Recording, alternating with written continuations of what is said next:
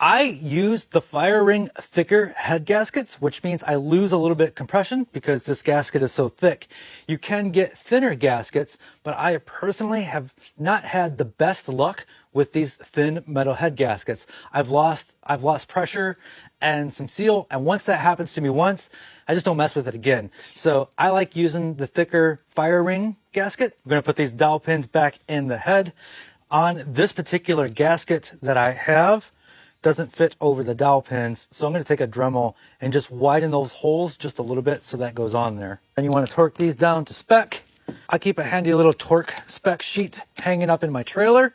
These are the rockers that came with it. These are stamped and just your standard rockers, not made for this application.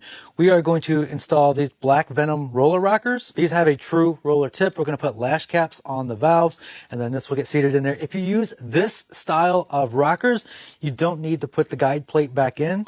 So I don't need that.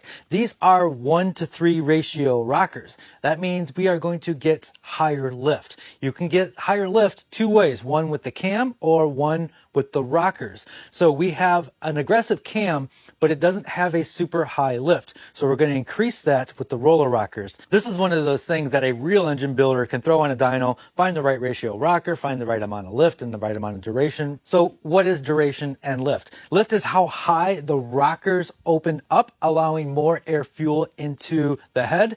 And then the duration is, it's kind of like the ramp speed of how it gets to that point and closes from that point. One of the things about using the rockers for lift instead of the cam is the motion and the geometry that it causes. It's almost like when you're in a room with two doors and somebody opens one of the doors and the other door slams shut because of that vacuum in the room.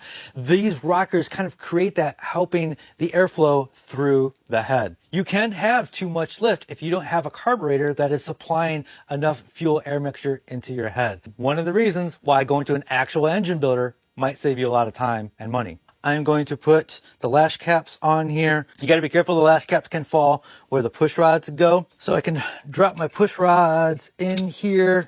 Sometimes you got to play with them a little bit so they catch and fall on the lifters. You can tell when they fall on the lifters when you rotate it and they move. And then I can start screwing this part back in.